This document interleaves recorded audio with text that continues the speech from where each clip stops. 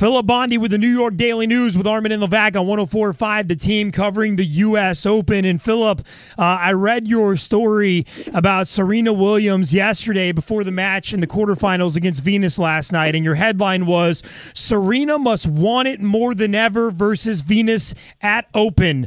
After watching Serena win last night 2-1 in her match against Venus, does she want it more than ever in the Open, Philip? Yeah, I think she does. And, besides that, she happens to have the best tennis game of anybody. Yeah. That helps a lot. You don't have to want it, really, when you're the best player in the world. I mean, you'd still have to want it. You just don't have to want it as much as some other people, I guess. But she does want it, and she wants it a great deal, even against her own sister. And it was a fairly standard victory for her, I thought, last night. She dominated the first set with almost perfect tennis, only made a couple of unforced errors. Then she had her stereotypical walkabout in the second set where nothing was working for her. Her serve deserted her. And then, sure enough, right on cue, she broke Venus in the third set and was sharp again. And that's so typical of her. She'll walk the edge, but she never goes over. Filip Bondy of the New York Daily News in Flushing at the U.S. Open. Is this some of the best Serena Williams tennis you've ever seen? Yeah, I think in general this year. I think probably even better at Wimbledon, perhaps, arguably, than here. But she's as sharp. In general, if you go over the course of the year, it's been an amazing run. I mean, to only have lost two matches in the course of a year, and those matches were in minor tournaments, relatively minor tournaments. That may, nobody does these things.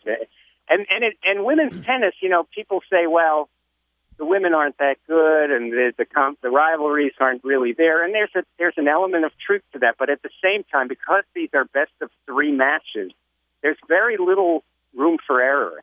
If you lose a set, as she has on that first set on many occasions, you're up against it immediately in these majors. And she has come back 12 of 13 times this year after losing the first set, which is an amazing statistic. Filip Bondy of the New York Daily News. You mentioned women's tennis, unlike any other sport, also in the idea of two sisters going head-to-head on the biggest stage. What was it like being there and covering that last night with that dynamic of Venus and Serena?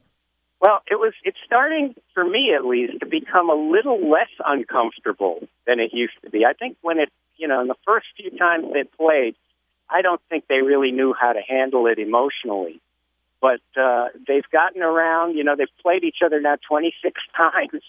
And that in itself gives you a certain inoculation to the emotion of playing against your own sister.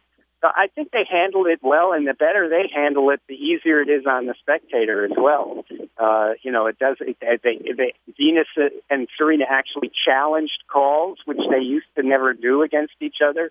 So that was another indication that they weren't quite as afraid to insult each other or, to disrespect each other.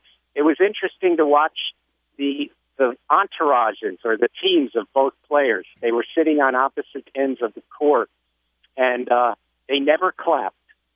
They never clapped for great shots because, they were afraid they might offend the other group. So there's still that awkwardness there. And last night you wrote a column at nydailynews.com about the celebrities that this event brought out. Yeah, I mean, everybody was there, from the Donald to Kim Kardashian. They were all there and making themselves very visible. So it was a place to be seen last night. It really was. Really cool. What an atmosphere it always is normally, and last night at an entire new level. So Filip Bondy of the New York Daily News in Flushing right now, waiting for Serena Williams to finish up practice. You tell us she's 2 wins away from being the first to win the Grand Slam since 1988 when Steffi Graf did it. Is Serena Williams going to get this done? Well, she's definitely going to get to the final. The next match is against Roberta Vinci, who doesn't belong there. The only reason Roberta Vinci is there is because Maria Sharapova dropped out, and so that quarter of the draw was always a mess.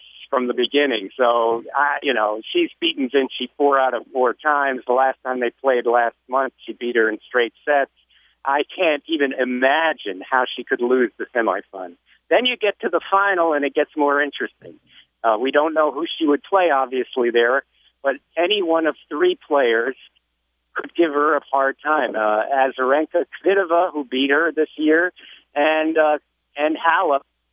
I would say Kvitova and Azarenka probably present the biggest challenges in many ways. But, I like to give percentages. So I would say there's a 95% chance that she'll be in the final, and there's about a 78% chance or an 82% chance that she'll win it. Woo, Filip Bondy of the New York Daily News, Rita Sports Stuff. It's great, man. This is so much fun. And Philip, you also have a brand new book that's out, The Pine Tar Game, the Kansas City Royals, the New York Yankees, and baseball's most absurd and entertaining controversy.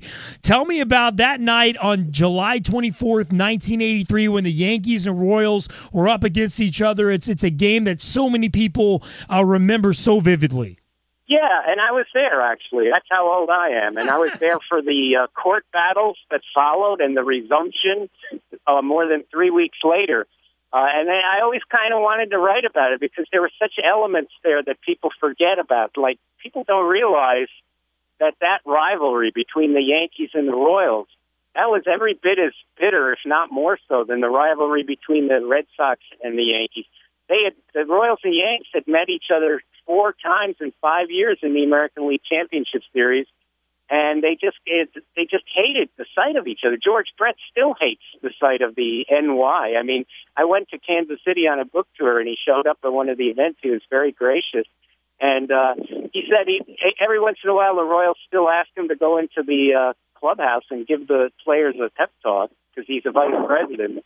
But he said he's not very good at it because he tells them, I don't care if you go 6 and 156, as long as those 6 wins are against the Yankees. Wow. So yeah, that was the background to this game. But I mean, the game itself was a wacky game, and of course, Brett threw the best tantrum in the history of sports. And if any of your listeners haven't seen it recently, it's always good to go on YouTube and watch the arms flailing and the nostrils flaring. It really was something when they took away a home run from George Brett, a game-winning home run against Gossage. Well, and there's no better analysis of that moment in that game than your brand new book, The Pine Tar Game, the Kansas City Royals, the New York Yankees, and baseball's most absurd and entertaining controversy. Philip, where do we get this book? What's the best place to get it at?